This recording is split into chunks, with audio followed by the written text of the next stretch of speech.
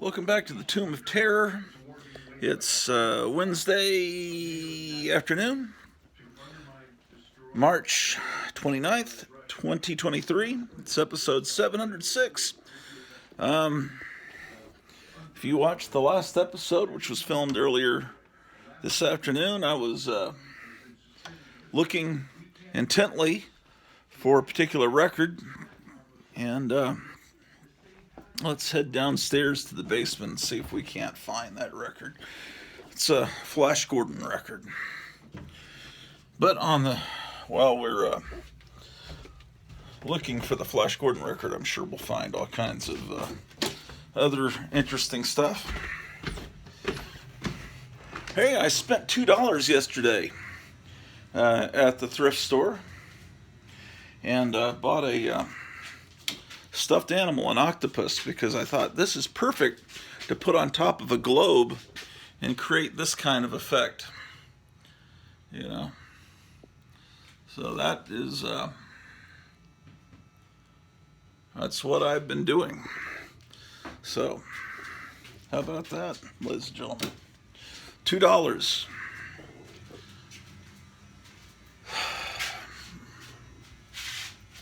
Got our store display here. But that's not what you came here to see. You came here to look at records. So let's head on in here. And then we're going to look for some clip art, because Kevin at Gotham City Comics in Mesa, Arizona, is going to be putting either a half-page ad or a full-page ad in an upcoming issue of Monster Bash magazine.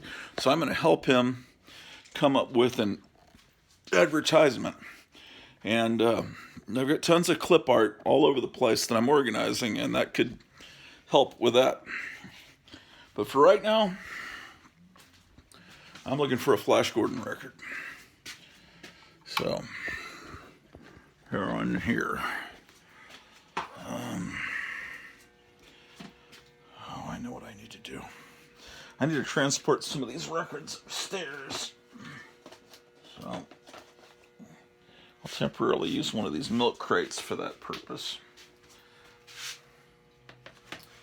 So, I don't like to keep records in these milk crates because the milk crates tend to bend, and then, damn it, and then I can, it's always horrible disasters on. I accidentally kicked a metal bookend. Anyway, I picked out some records last episode to take upstairs, and I'm putting them here in this milk crate. Oh boy. But I'm looking for a particular record, and I won't rest until I find it. And I'll bring you guys along on the quest. So I've been through these records in the last episode, and I didn't find what I was looking for. You know what I don't like? And it makes me... I think I'm the only person in the world. I don't like the band U2. I was just thinking, I still haven't found what I'm looking for. I just don't like that band. There was I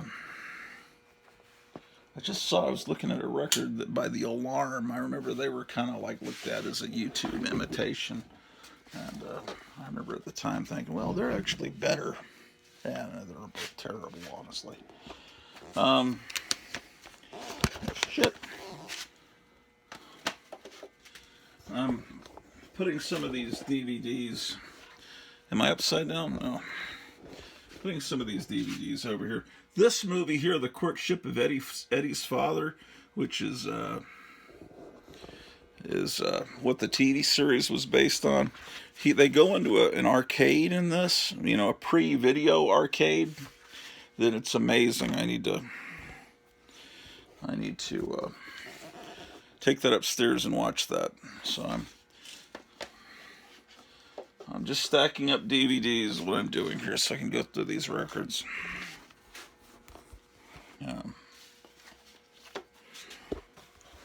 Here's Hillbilly Blitzkrieg, one of the fine films, and I probably have more DVDs here than the average video store had back in the 80s. Got The Blob, Boxcar Bertha. Man,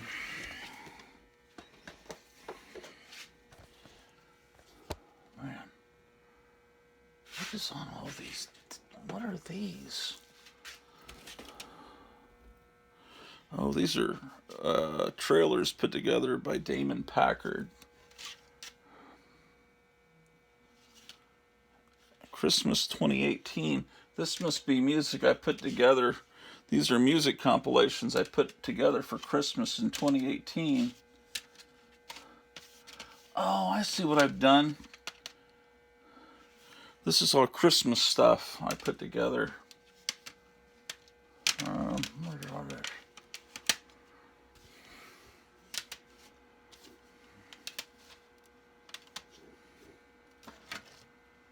I don't know, man. There's a million things here.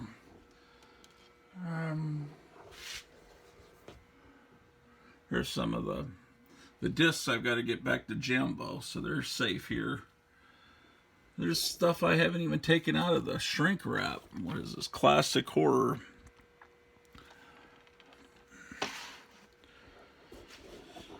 So I should never pretend to be bored because I got all this stuff here. The Frontier Forts and the American Indian Wars in Texas, 1848 to 1888. Well, that might entertain me someday. You never can tell. Okay. There's a box of Addams Family cereal. Unfortunately, it's the wrong Addams Family. The only Addams Family is the one that existed between 1964 and 66. And, of course, the one that existed before then in Charles Addams cartoons. But I don't accept any other Addams Family as being legitimate. I'll put this over here, ladies and gentlemen. Okay. We're here to find a Flash Gordon record.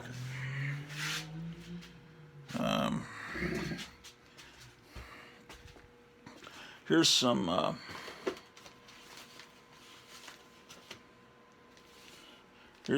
checks from 1967 from the National Bank of Fort Sam Houston.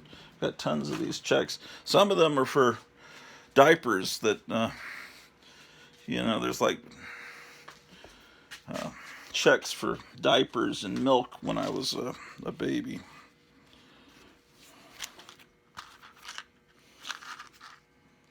Look, it's Maya matches. Why do I have Maya matches?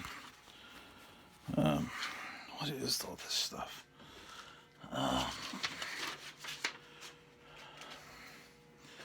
So, I'm sorry, I'm organizing while I'm recording this show. This is look at this. Records, Casey Jones Music, Jennings at Broadway. This was a store in Fort Worth, Texas. And I looked up, the building at Jennings and Broadway is still there, but it's no longer a record store. I was thinking I could put this up here above the door, but I haven't figured out a way to mount it and put it somewhere. It's just a neat artifact. Ladies and gentlemen.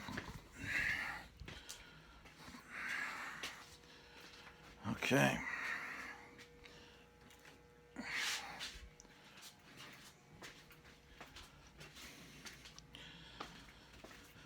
I'm going to be filming more and more episodes where I'm just walking around, moving shit around,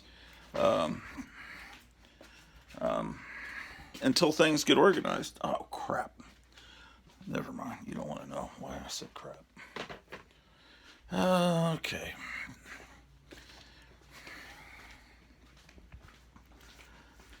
And eventually, magically, hopefully before summer, all this will be magically organized, and there's no telling. It's always possible.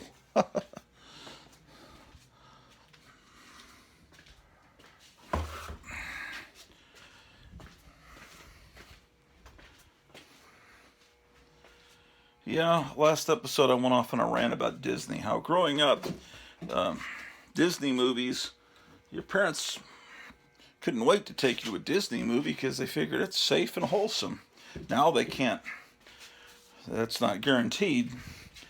But they were also really boring unless you're going to see a classic Disney film like Bambi or Snow White. All the ones that were being made in the 70s, like the Apple Dumpling Gang and I don't know, Island at the Top of the World. Was that a Disney movie? There was stuff that was not as exciting as what the other companies were putting out. Oh, another Viewmaster reel. Look, it's a Spider-Man one. I didn't see these in the back there. Huh. I remember Robert Tilton. It says, I'm in this drawer because I'm trying to put these medals that my father won in a safe place. I showed them to you last episode. I was hoping someone could interpret for me what their significance. Keep this picture in a special place to remind yourself that I have put your needs in my Prove God Miracle Notebook of Prayer, and I'm agreeing for your miracle every day, Bob. And apparently the Prove God Miracle Notebook is another word for the dumpster, because they apparently he was putting all the prayer requests into the dumpster they found, and that's pretty much what brought his ministry down. Here's a little promo for the Twilight Zone pinball machine. Yeah, I missed the pinball machine expo, the Texas Pinball Festival last weekend again, because I was not anywhere close to Dallas. I'll be right back.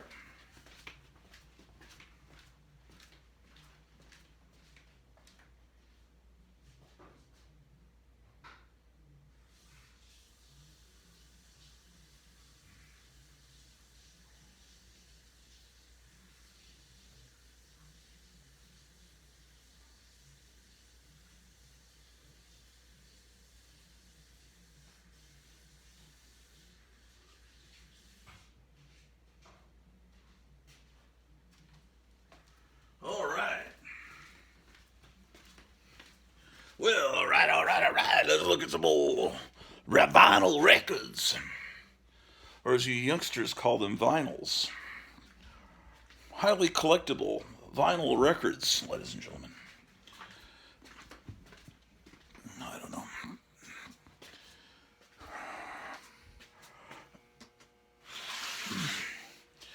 We're going to find that Flash Gordon record.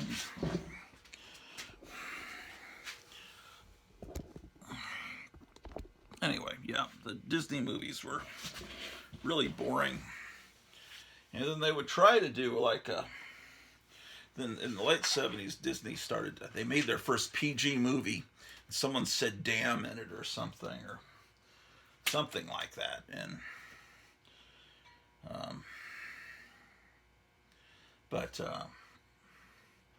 yeah, they made a movie called The Black Cauldron. Wasn't that a PG movie? And then they had The Black Hole, which was their response to Star Wars. But it really felt like a 50s science fiction movie. And as I recall, they go to the black hole and they wind up in hell. That was the surprise ending. Sorry if I spoiled that movie for you. I don't know, man. Let's see what we got here. The Soul of Texas.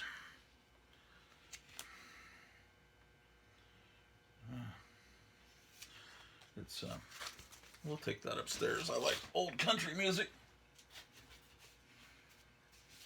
Here's another country record. Oh, it's a gatefold. So I like that she's got a gun strapped to her. Move over here, buddy. Let's see.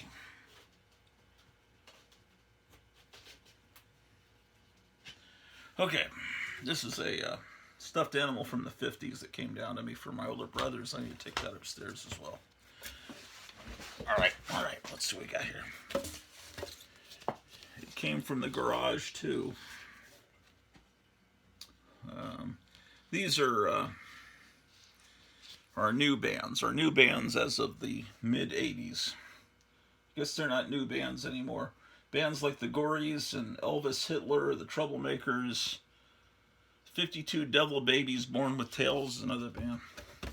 I remember this record being astonishing. This record's good. Hollywood rock and roll. It's real rockabilly. 12 rare rockabilly tunes. Let's see what we got here. Oh, that one has Batman on the cover. Can I even show this cover? It's When Men Were Men and Sheep Were Scared. It's even got Arthur Grimsdyke. It's got Jesus, Elvis, Batman, Mr. T. It's punk bands like the Vandals, a bunch of bands.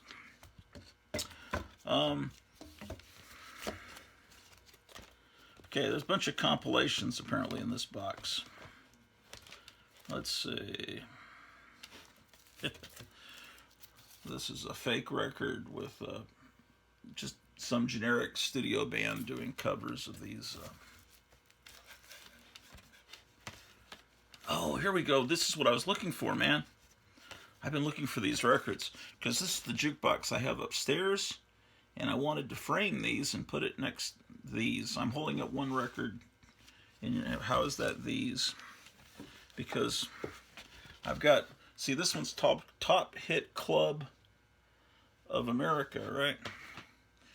And this has got the same picture with slight color change. America's favorite music. It's like very generic. There's nothing on the back. And then I've got 18 top hits. So it's the same thing, and there's nothing on the back of that either. Here's another 18 top hits, and it's at a black background, but I mean a white white bulb. But anyway, they're great covers. It's just this Sin Alley records are really good too. Now, as far as the ad for Gotham City Comics, I mean, I kind of visualize something kind of like that, some kind of a spook show kind of deal. Oh, here's a Jane Mansfield. By the way, I couldn't think of the name Anna Nicole Smith in the last video. It's like a how do I draw a blank on that? I used to think Anna Nicole Smith was wonderful. I bought her calendar every year, and then they put a reality show on television that showed what a horrible, that's another Jane Mansfield, horrible person. I mean, I guess I knew she was a horrible person being married to a 95-year-old man. These are great compilations. Now, I used to go to this record store in Arlington, Texas, run by this guy named, I can't even remember his name, man. He had been a real juvenile delinquent in the 50s. And then he grew up and became an adult delinquent. And he managed a Safeway. But anyway, he had enough money that he started a record store. And he didn't, he liked my friend Gerald. Before I met Gerald, he had met the connoisseur, I call him the connoisseur. His name was, it was an Italian last name. He was like, and he had his hair, just like the 50s. And this was in the 80s. But he had there was a kung fu studio next to his record store. And sometimes one of those guys would come in without shoes on. He's like, get your feet up. Sometimes you pull a gun on them, man. Anyway, he went into partnership with someone in Australia, and they put out these great compilations of 50s rock and roll and rockabilly records with this great clip art there. That's, I believe, Gray Morrow art there, and then photographs in the back. And I think the guy, his partner in Australia, his wife was named Wendy, so it's called Wendy Records, and that's her there. So Raquel Welch on that one. These have great covers, and you know, I would buy these. Here he's got some Jack Davis art he used, and the songs on here are all consistently amazing. That's from the National Lampoon there. That's Frazetta art. Yeah, these are all good. I don't know what they sell for now, but they're on Wendy Records. And here's Diana's Rootin' Tootin' Wild Teenage Rock and Roll Party. It's just... this is what I got into. I mean, all of this, these kind of records, these are all compilations, and they have ads for monster movies in between the songs. And I'm sure you could listen to a lot of this just free on YouTube. Comic books are just one part of an overall thing to me. And I've sometimes described it as the stuff that your parents hated or threw away. But it's kind of like kid culture of the past. And it's not really a nostalgia thing for me either, because a lot of this stuff is from before I was born. But it's stuff that if I was around then, I would have loved. And so comic books, rock and roll records, rockabilly, model kits, hot rods, monster magazines, monster movies, horror hosts, pin-ups, all of this is part of a culture. And I've always collected that culture. And I haven't stuck just to comic books. You know, obviously I've got all these records here, or these vinyls if you prefer. And that's why my collection is so of comics is not up to par. Here's an early Wendy record. See, it's just here they just kind of glued the liner notes on the back. I need to get the Wendy records together here. I'm going to get organized yet, man. And then I'm going to get a turntable down here into the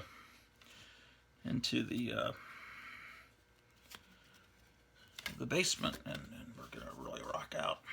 Here's Voodoo Voodoo, another great Wendy record thing. Yeah, these Strum and Mental records are really great instrumental surf music. There's and these records, Born Bad, it's songs the Cramps taught us. So the band The Cramps, which is one of the great bands, did a lot of cover versions of 50s and 60s rock and roll, rockabilly, and garage rock, and they put together whole collections of records with the original versions of the songs they covered. And these Desperate Rock and Roll series, it's tons of 50s records. I mean, all kinds of great records. I mean, I can show these more.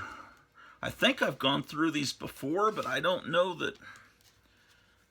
That's probably before a lot of you subscribed.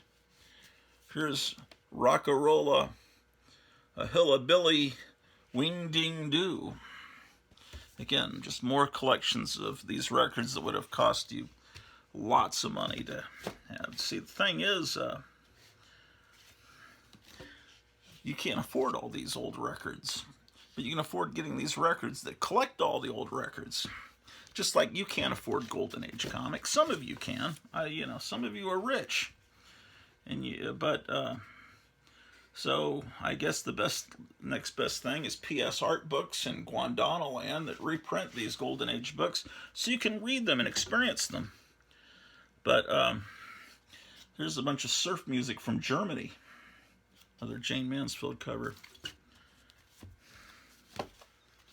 Boy.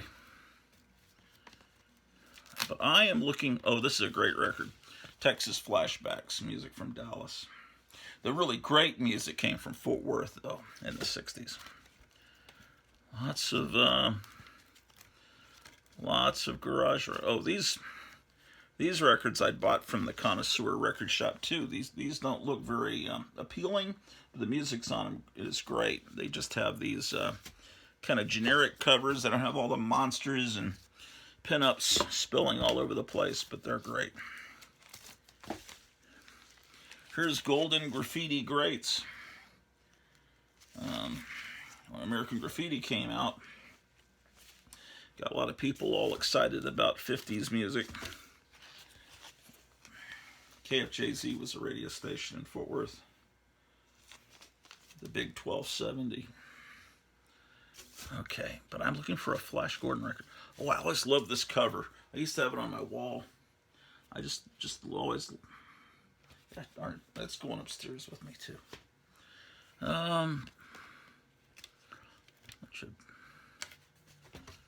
Explosive Honky Tonk. Knuckles O'Reilly.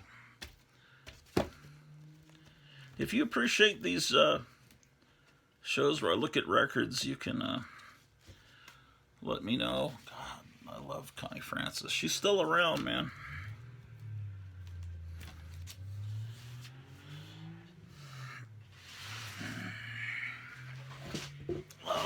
Okay, all right. Alrighty. Oh, that obnoxious fluorescent light.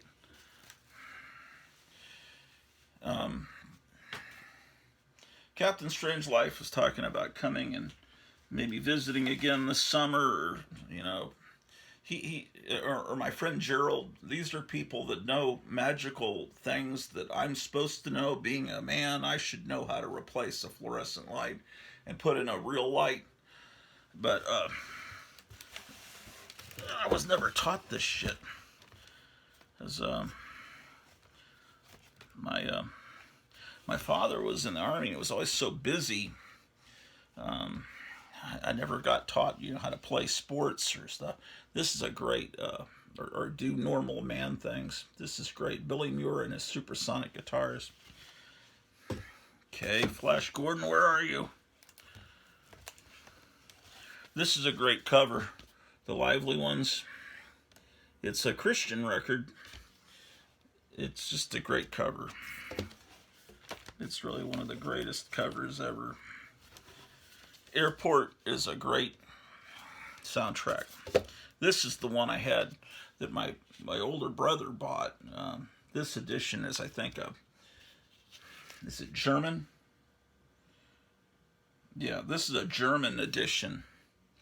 And the American edition looks like this. The opening title of it, as a kid, I always visualized, if they make a Fantastic Four movie, the opening title should be this, the theme to Airport. That's what I always thought. And of course, that's the thing. When Disney, I had a high opinion of Disney there for a while. I thought, oh wow, they bought Star Wars? They'll fix all the mistakes George Lucas has been making. And they bought Marvel movies, and I was loving those Marvel movies until right about the time they made Captain Marvel, and then they made these TV series that were awful. And oh, here's the sequel, Airport 75. I was so excited, you know, talking about movies when I was a kid. You know, we get to see these terrible Disney movies, but the great thing about, there was a theater in the north part of San Antonio. I don't remember the name of the theater. It's a 2-screen theater. It's probably bulldozed by now, because no one has 2-screen theaters. But I felt so adult when my mom would drop me off at the movie theater. I'd buy my own ticket. I'd go in and watch a movie alone, and then I'd come out and she'd pick me up. Mainly because she didn't want to see the movie, man. But I remember Airport 1975. I think I went and saw that twice. Murder on the Orient Express. I'd call to the phone number of the theater, and they'd have a recording telling me what movies are playing, and then she'd take me. It was just really exciting. Americathon was movie about the United States becoming a third world country. And anyway, it was a movie that was co-written by some of the Firesign Theater guys. But the opening theme I thought was great by the Beach Boys. Oh boy, here's the soundtrack to Blood Feast and 2000 Maniacs. Graphic Man is commenting on the Terry and the Pirates and Tarzan albums that I showed. Right now, I just saw his name pop up at the top of the screen. Here's the, this is not the original edition, it's a reprint. Man, I was so excited about this, and then it just, after a while, it got to be kind of boring, but I was excited for a while. And this is the disco version of the Battlestar Galactica soundtrack. Now, if they had dressed like that in the TV show, it might have kept my attention. I don't know. Here's the soundtrack to Beneath the Planet of the Apes. And it's got the mass of the holy bomb. It's got them praying to the atomic bomb on there. And it's also got General Ursus's address to his ape army, which is really good because you can play that with the beginning on the Patton soundtrack where he's addressing his troops. I know I've got the Patton soundtrack in here too. That would be really good to combine those, wouldn't it? There's Creep Show. There's lots of good records in here. I'll show them to you sometime, but I'm single-mindedly looking for one record. Unless something's really amazing, like the Electric Company soundtrack. They forced us to watch this every day in elementary school. I loved it. It's the soundtrack to Fritz the Cat. It's From Russia with Love, Godzilla. Oh, here's the Green Hornet soundtrack. You don't see that very often. Green Hornet was the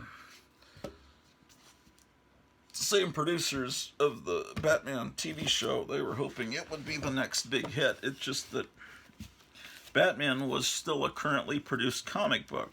Green Hornet was never really known as a comic book. It was a radio series. And it was a radio series that your dad remembered from when he was real little. I'm talking about a kid in the 60s.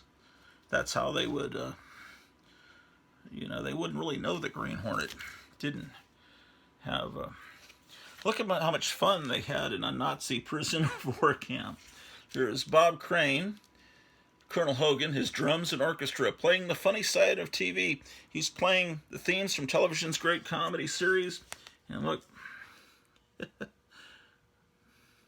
he's having a lot of fun as a captive. Let's see. Music of M Squad. This is really kind of what Police Squad was based on, which later became the Naked Gun. Man from U.N.C.L.E. It looks like I got a lot of my Spies type stuff. Here's the sequel to the Man from U.N.C.L.E. And then there was the Girl from U.N.C.L.E., which is Mission Impossible. There's so much great music from that time period. And then there's all these bootleg Mission Impossible records, But any version of the Mission Impossible theme, you've got to have them all, as long as you keep finding them. This one, if you play it real loud, will scare your neighbors. Here's Damien Omen 2. And then it's the final chapter in the Omen trilogy. Where Damien's a full-grown guy about to become president. He's up against the Jesuit army out to kill him. Our man Flint. Where are you, Flash Gordon? H.R. Puffin stuff. This is the soundtrack from the movie before the TV show. This is actually a great soundtrack. There's John Goris just commented on something about a disturbing movie from 1980. This was based on a British miniseries. It was, depressing 1930s, set in the Depression, right? But then they break into these musical numbers that were wonderful, and the music chosen from this is real music from the 30s, and this is a great way. It's a great soundtrack if you find it. Here's another one of those Oh, this doesn't have a record in it. It's just their sleeve. Oh, boy. Lots of fun here. Return of the Living Dead. I thought that movie was so much fun when we saw it. 1984. Rock All Night. Rock and Roll High School.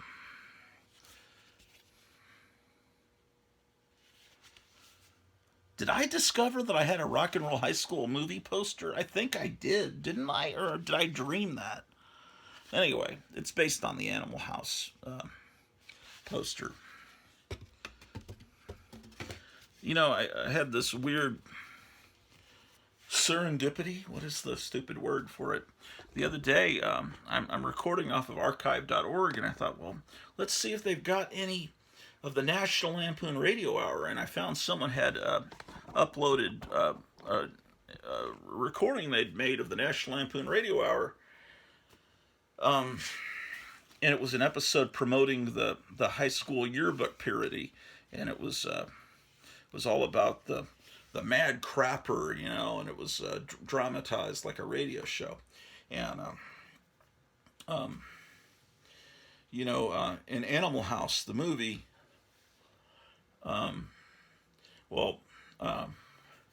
That's some of the same writers, Animal House, that put together the high school yearbook parody. And some of the names are the same, like in there was a Coach Wormer, I think, in the high school. Siestas Kefauver High School, and there were a lot of names they reused, like Babs and stuff. But there's a line that Dean Vernon Wormer, and if you think about it, Dean Wormer is supposed to sound like dewormer, you know, like you get dewormer for your dog. Anyway, played by John Vernon, and in Animal House. But anyway, in this radio show, this few like 3 years at least before Animal House, the principal uses the same line that Dean Wormer uses in Animal House later, and he says, "It's time for someone to put their foot down, and that foot is me." Anyway, I'm listening to that, and then that reminded me of you know, the great John Vernon that played Dean Wormer. And then as I'm watching all these I've been watching all these 1966 Marvel superhero cartoons, and John Vernon is the narrator of all the cartoons, and he does the voice of Iron Man and a couple other people too. And he's just so great. And to me, when I read an old Marvel comic and I read the captions, not the dialogue, but the captions, I hear John Vernon's voice. I don't hear Stan Lee's voice. I always thought that was cheesy when Stan Lee would come in and, "Hi, true believers," and do his shtick during those 70s or 80s cartoons. I much preferred to hear John Vernon in my head. This is a sacred thing I bought this before the movie came out. I just went to Fantasia Records on Cooper Street in Arlington, Texas, and does it still have that smell? It still kind of has that smell. Almost. This record had the greatest smell when it was new. The soundtrack to Star Wars, and it had a poster in it, which I still have somewhere. And then this record came out, and this has a lot of the actual sound effects and dialogue from the movie, and it has a book in it where you can, well, just a bunch of pictures, you know. Yeah, I was so into Star Wars. It was such a shame when Star Wars was ruined by the prequels. Well, it wasn't ruined, but yeah, it was. I mean, it wasn't ruined because you still have these old movies. And this is this. But, oh well, now they've altered these old movies. There's Return of the Jedi, and then there's Superman the movie. This was the soundtrack to that. Fantastic.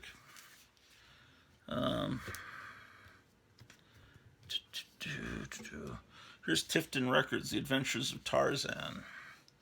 Let me pull that. The 10th Victim. That's great artwork.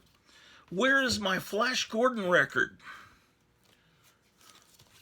Look at that, man. The Untouchables. Someone's put up like almost all the, if not all the Untouchables on YouTube, or you can just watch them.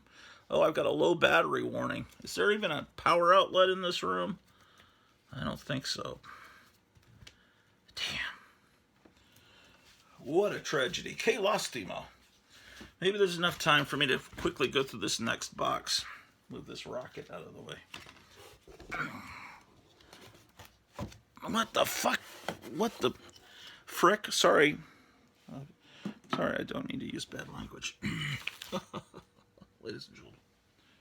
Okay, let's see what we got here.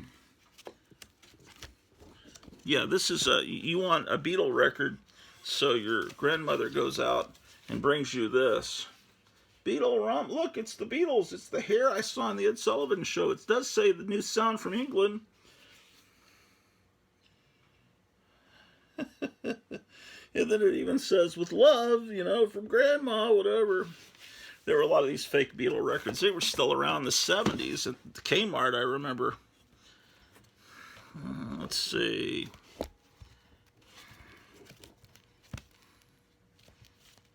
Come on, Flash Gordon. Ooh. Oh, I miss Doc's Records in Fort Worth, Texas, because you'd get insane records like that. Okay, Flash Gordon. If I was a Flash Gordon record, ooh, this is one of my, this record was handed down to me from my older brothers, and it's got some great stuff on it. Wish I could find someone that's uploaded that on. Oh, shit. I found the record. Look at that. I found all of them. Okay. And there's a Green Hornet one, too, that I never had, but it's on... the Green Hornet one is on... Well, it was on YouTube. I recorded it off of YouTube before I left the old country. I've got it on a disc somewhere. This record changed my life because this is the first time I ever heard surf music. Aquaman's theme was done by Billy... They pulled a song that they must have owned by Billy Muir's Supersonic Guitars called Tiger Guitars, because they probably figured, oh, it sounds like the Batman theme. Let's use that as Aquaman's theme. That record is astounding. Okay. Well, let's. I've accomplished my mission, but I've got to charge this phone.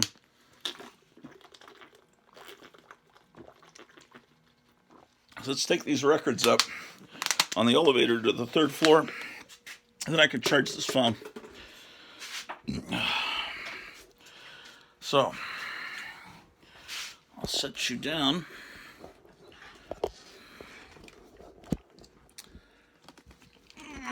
Shit. Oh, fucking shit. Records are the heaviest thing to collect in the world, man. They say that new comic books are much heavier than old comic books, but luckily I don't have many new comic books. I only like the old ones. But I'll tell you what's heavy are records, and if you collect old Playboy magazines from the 50s and 60s, those things are heavy too. A box of those is gonna weigh like 17 times more than a box of comic books. Okay. All right. I'm taking these records upstairs where they can be listened to and enjoyed. So let's head on up.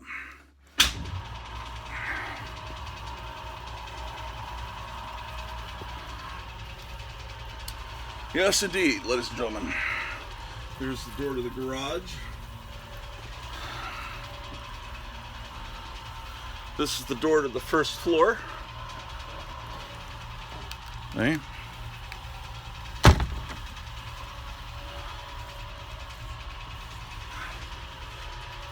And coming up is the door to the third floor.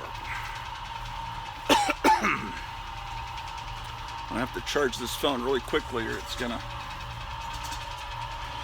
go bad on me. All right, third floor.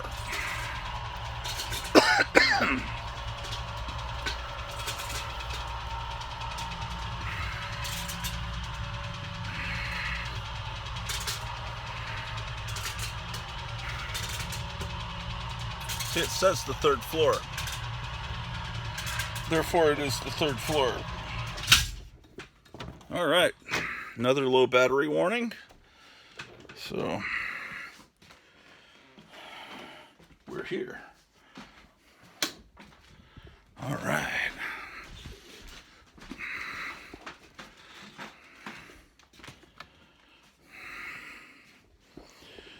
Okay, let's get this thing charged.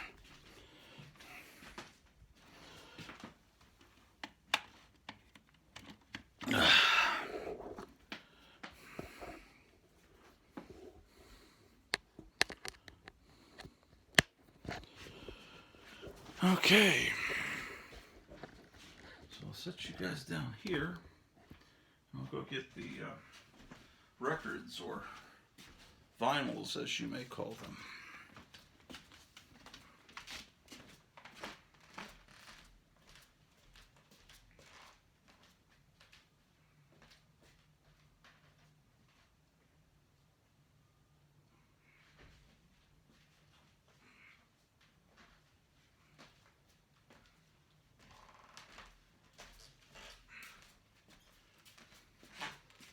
I put my PayPal address under the last video in case you want to donate, because these are times of little bread.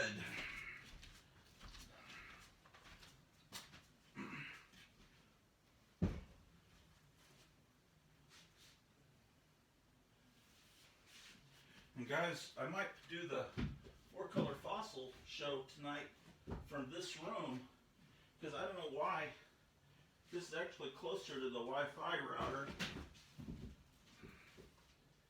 And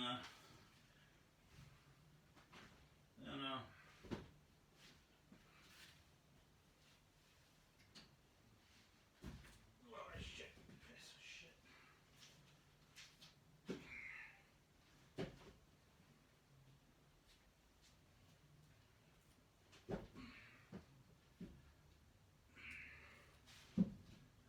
And if you're watching this video and it's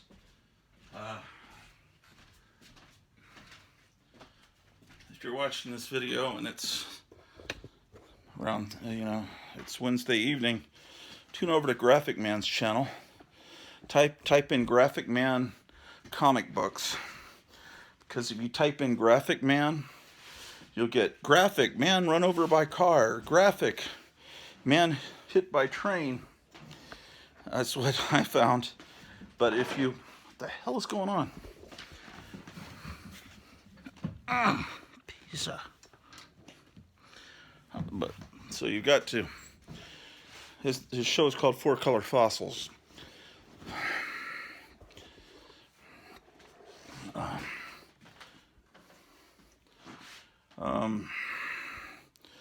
So yeah, this room's starting to be livable, sort of. Oh, I'll show you the cats. I don't want to scare them. Do you see them there? Little cats. They're hanging out together on the bed.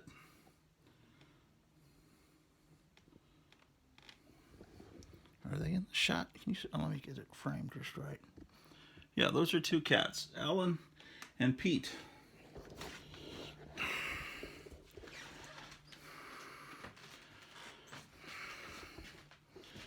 Okay. So let's see, what can we do here?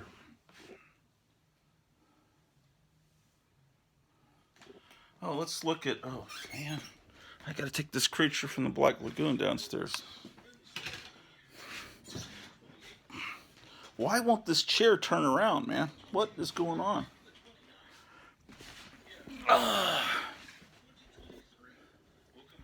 So, let's see what people have commented on this morning's video. I'm your host, Dr. Gratu Orloff. I've been... John Goris. There's a very disturbing film from 1980 called Effects, starring Joe Pilato. He's really good, and it's about a film crew that's serendipitously, making a snow. Okay, Savini. Savini is, okay, how did I do that again? Isn't it? That Terry and the Pirates and Tarzan album look wonderful. Yeah. Never caught all the comic strip characters in the crowd before, says Buzz Dixon. Yeah, I was showing a Hulk cartoon that had a bunch of comic strip characters in the background. So, let's see. Let's get a little bit more power in the phone that we can go down into the basement again.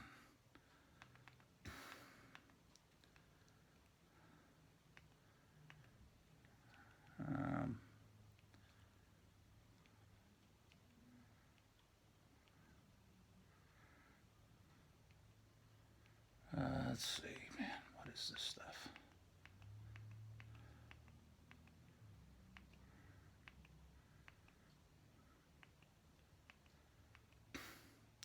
Oh, this is my wife's account. That's the problem. I was looking in the history, and it's like I never looked up all that Danzig stuff. Let's see.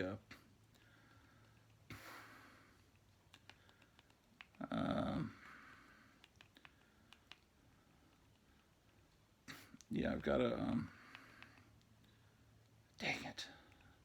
Sorry, ladies and gentlemen. I misspelled something.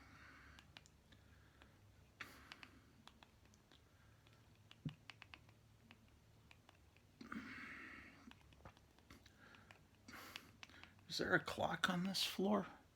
No, that's. I mean, that clock hasn't worked in years up there. I've got to get a working clock, ladies and gentlemen. Okay.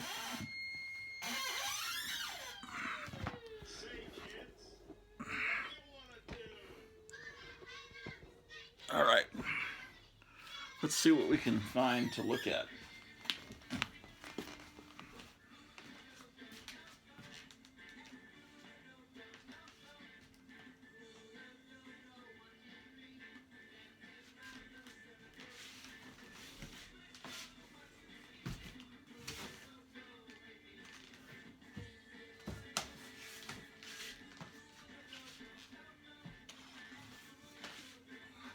Let's see what's in this box.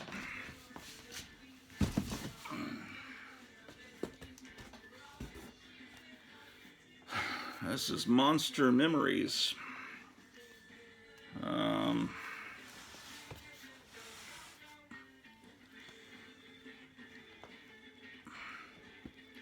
me move these up.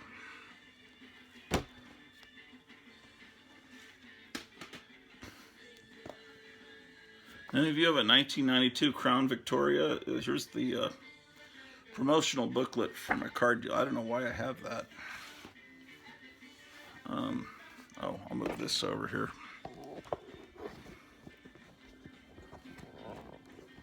Oh, shit.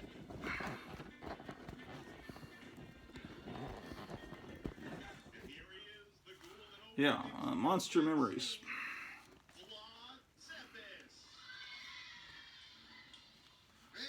So, if anyone of you needs a 3 VHS box set of Seventh Voyage, Golden Voyage, and Eye of the Tiger, I saw one at the thrift store yesterday. I don't know what it cost, but the artwork on the cover wasn't very good, or I would have bought it. This is a British magazine, The Halls of Horror. It started as The Halls of Hammer, but Look, La Revanche de Frankenstein. People in other countries can't spell revenge. They're very British. It's got ads for Matchbox. This one's, I think I've got several copies of this. There's an article in The Incredible Melting Man. That was a movie I was fascinated by. I drew comic strips about it, but I never saw the movie. Because it was an R-rated movie. And I was a kid. Well, how old was I? 1980? Oh, well, I was 15, but I was too young to see an R-rated movie. Okay. This box has hardly any books in it, so I need to combine this box with another box. That's what I need to do.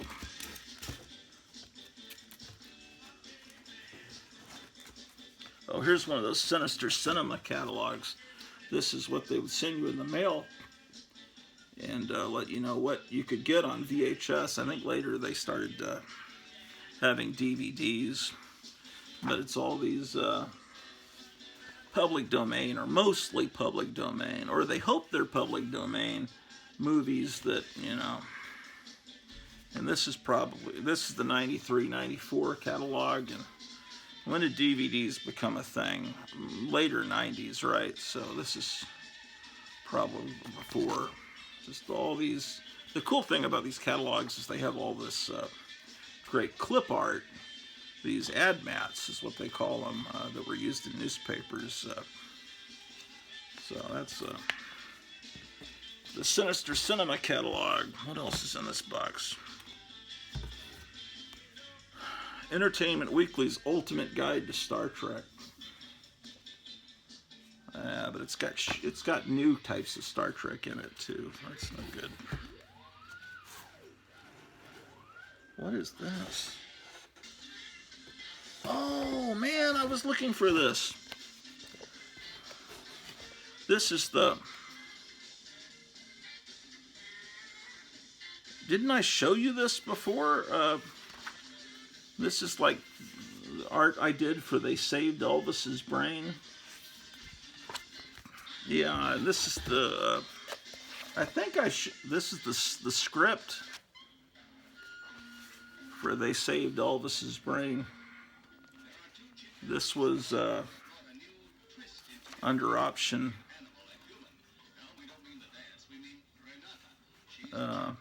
by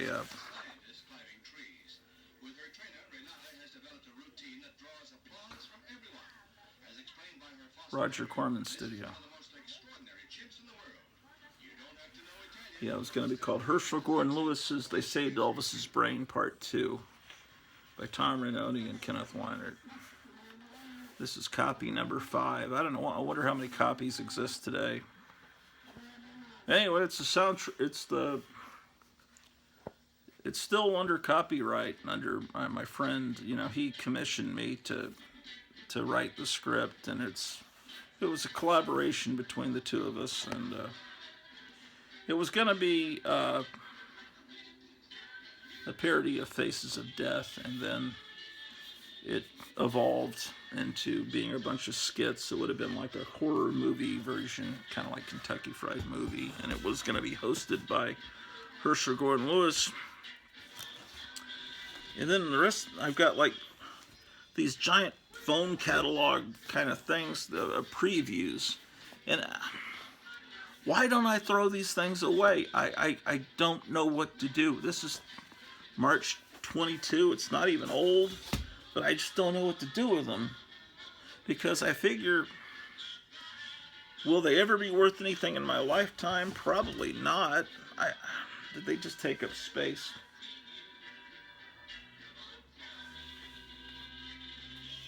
Oh, man.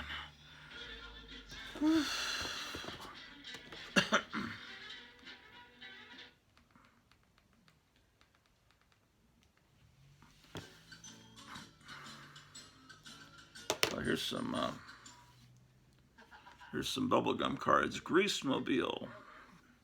This is some Weird Wheels.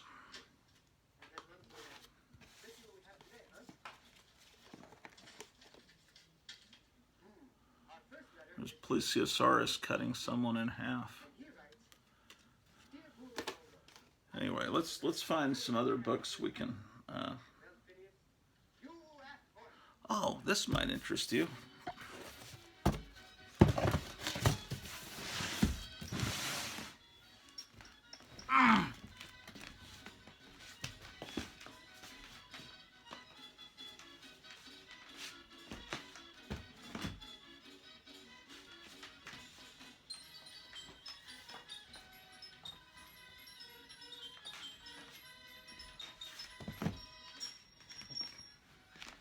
There's a Desert Storm sticker.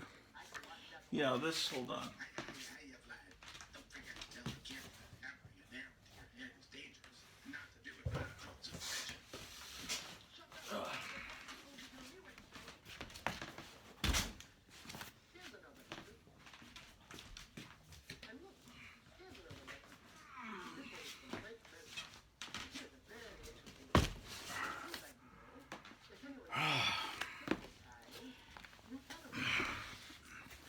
The school that I worked at years ago,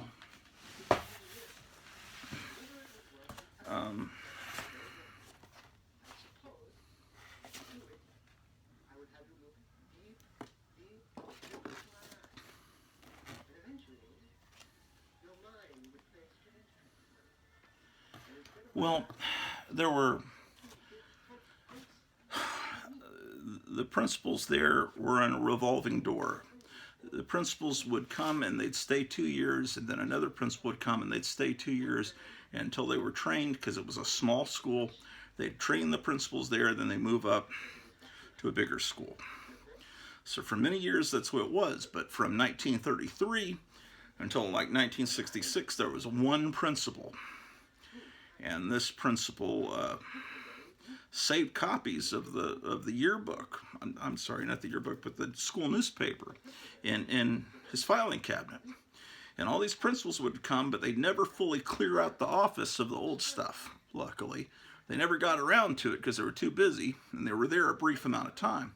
Finally, a principal stayed about 7 years, and she started cleaning the filing cabinet and found this stuff left from the 60s by this principal that was there for many years, named Mr. Fincher. And so all these newspapers were handed over to me, and I thought the first thing we need to do is copy them, because this is important historical stuff. And then the next thing I'm going to do is this newspaper. Someone had tried to start it again as like in that purple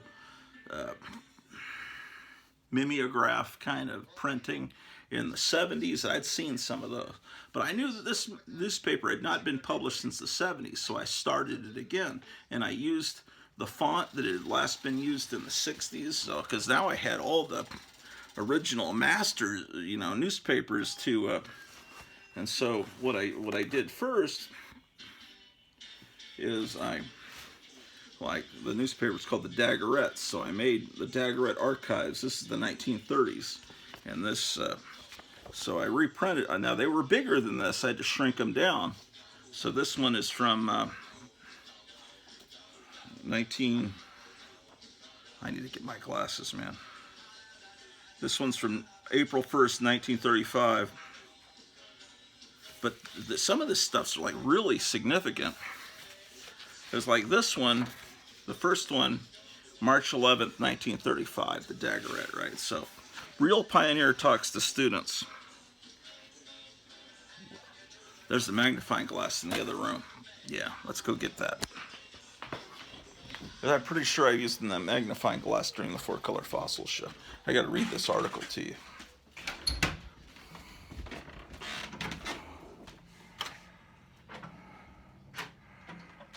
At least I think there's a magnifying glass in here.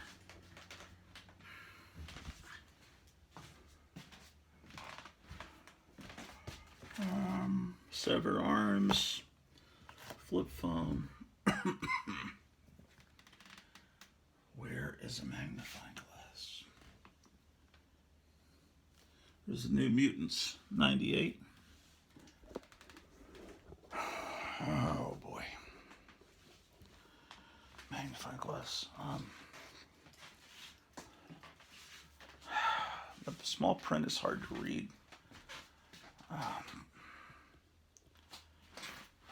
Man, this sucks. Oh, I should close the door to the elevator. Is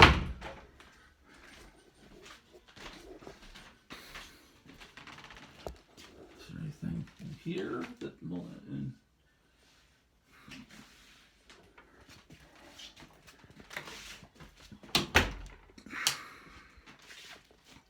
Damn.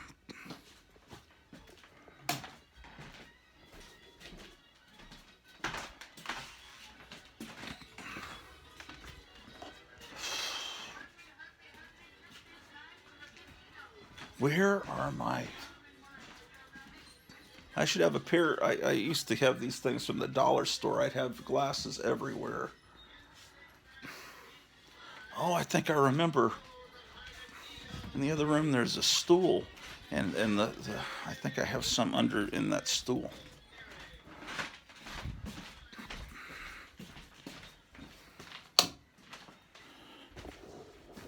Dang it.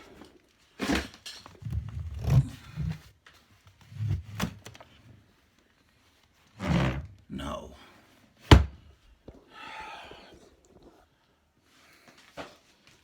Oh, wow.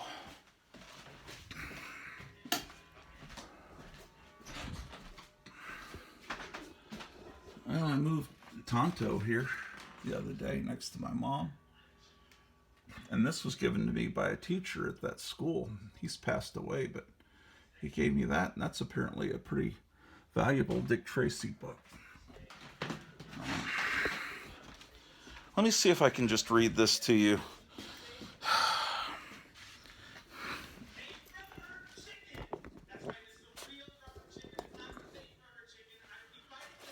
Without glasses. Real Pioneer talks to students, and this is from March of '35. Some of the glamour and adventure of Fort Worth's early pioneer days were brought to the students Monday in a talk by Mr. Howard Peake. Mr. Peake, the first boy born in our city, was born on June 14th, 1856, and is now 78 years old. His father was the first doctor in Fort Worth, his mother, the 8th white woman in Fort Worth. And at the time of his birth, there were 77 persons in the city. He had 3 sisters and 2 brothers. Only 2 sisters are living. At the time of his birth, Fort Worth had one paper, the Fort Worth Big Chief, which was first published in 1856. He attended the Captain Henry High School, taught by Mrs. Armistead, and later Kentucky University. His occupation has always been a traveling man. He has written a book on Fort Worth history, A Ranger of Commerce. So anyway, I reprinted all the newspapers from the 30s and put little things like Flash Gordon that represent that time period, right? So that's volume 1. I'll show you how I did this. To preserve this stuff. And then I put volumes of this at the school district archives, the school district museum.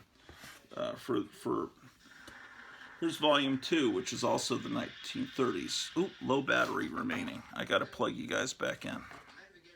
We're probably going to run out of time here soon also, because my shows have been, I think I only have about an hour and 10 minutes worth of space on my phone. Anyway, this is, back when they played football with leather helmets. This is a junior high school. That's volume 2. If you're interested in this, let me know down below. I'll show you more of them. And then volume 3. There's volume 3. And I believe volume 3 gets into the war years. And I put the Supermen of America fan club thing on the back. Yeah, this is December 1940, right before the war years. And so I would put little things in here that show the time period. Yeah, I was really proud of this. I kind of became the unofficial, really official historian of the school. Here's volume 4, the 1940s.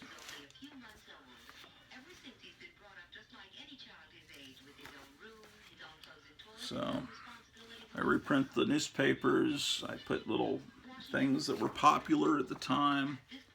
There's their graduating class in 1945.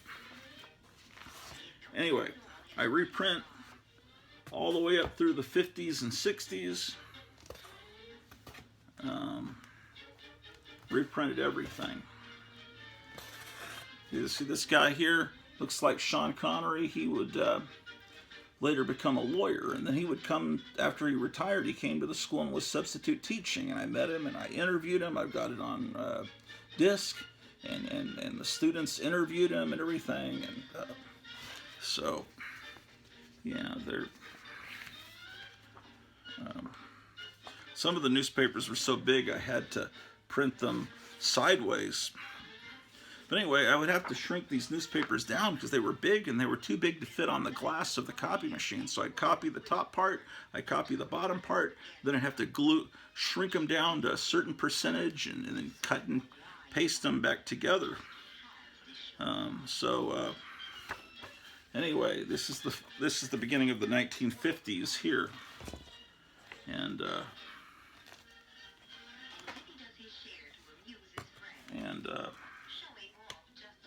yeah.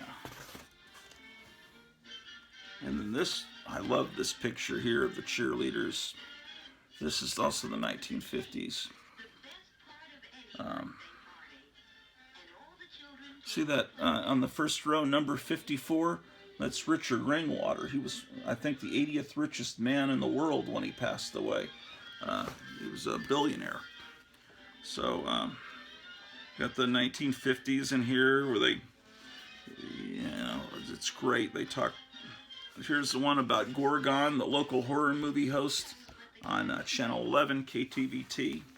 They, you know, they go to a Ricky Nelson concert and review it and all this stuff. It's just so great. I get excited about this stuff, man. This was something I'm so proud of doing.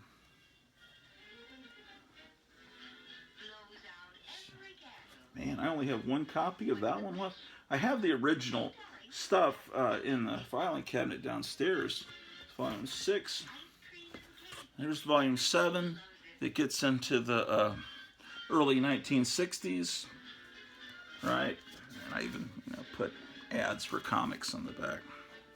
But see what the logo looks like by the 60s and what the font looks like and everything, right? See what that looks like?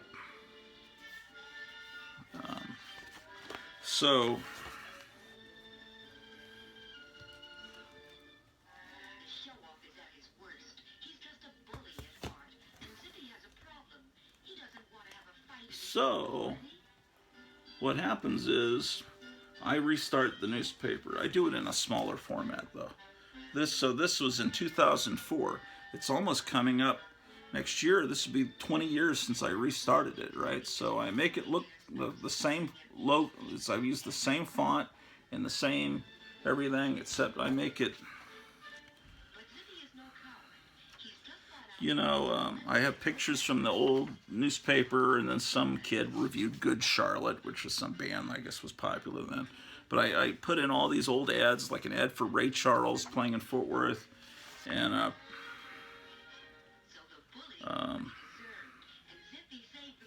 so it's just all, I used, like for the letter page, I used this from an old pulp. I made sure the font and everything is exactly the same as it was in the old newspaper. I reprint old pictures and all this stuff. So that's how I debuted the newspaper in 2004. So that's the first, well, it's the first issue, but it's volume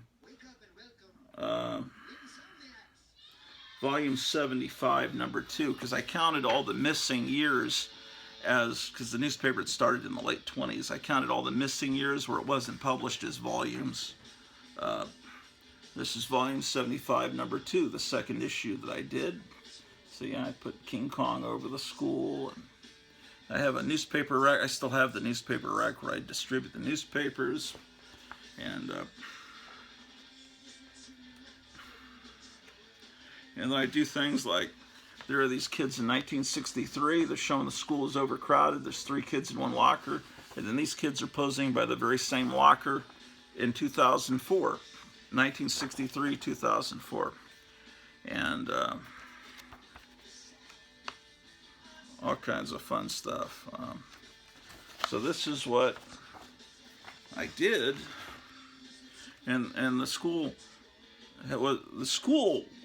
was 100 years old, but the location we were in was about to be 50 years old. It was built in the 50s, but the building a few blocks away where the school had started was about to be 100. So I was part of the 50th anniversary of the building and the 100th anniversary of the actual school, the name. So here's the 3rd issue I did.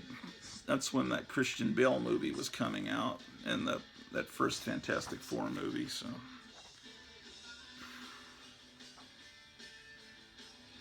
then I found pictures from the 1970s. I put those in there. It was all about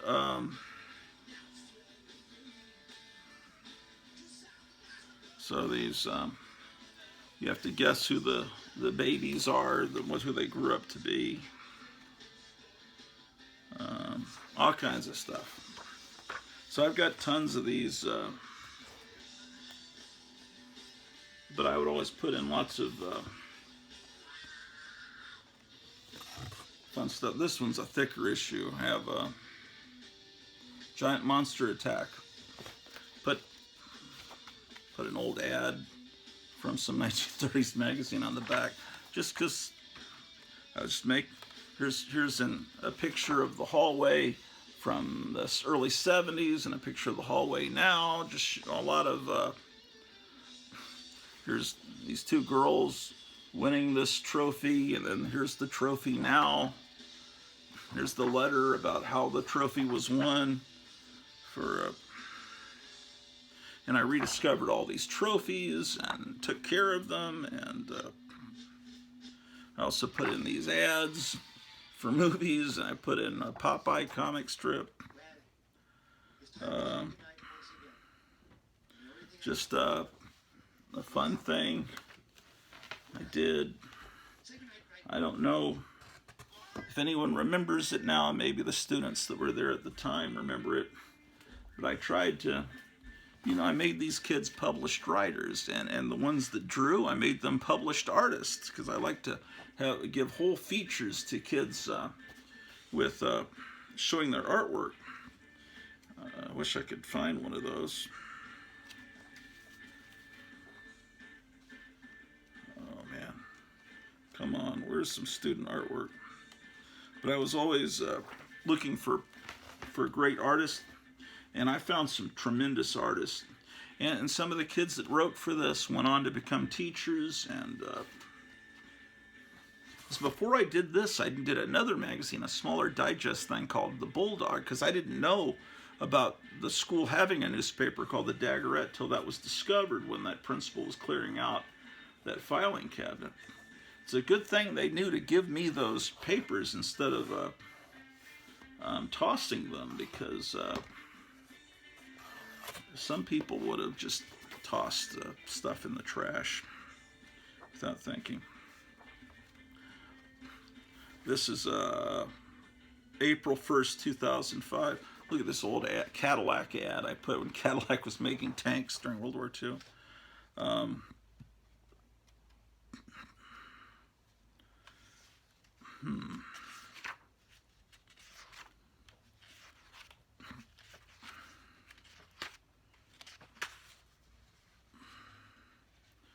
Pictures of the volleyball team. I would always...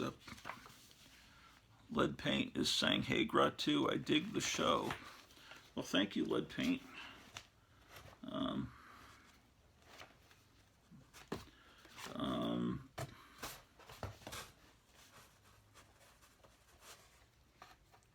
And then I found an old 1954-55 yearbook, and I reprinted it. And here, in that issue, And then the end of the year issue was this one.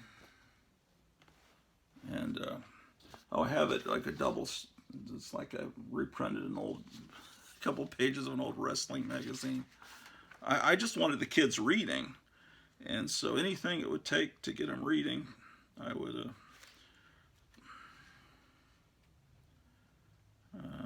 pictures of the basketball team.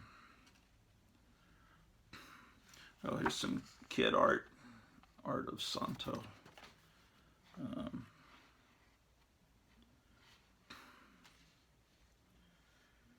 Yeah, that's 2005, man.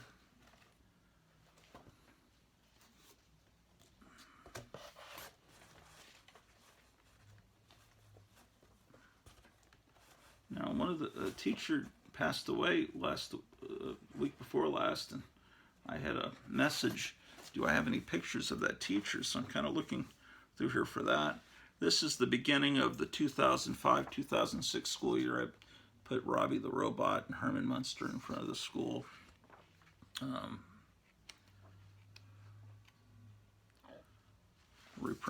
put the Polaris nuclear sub ad in there. It's my always want to make a magazine. That's always one of the things I like doing. So I got the students writing, and then their stuff got published, and I just want to find one that has some of their artwork. Oh, this is the principal that saved all the newspapers. You know, we found.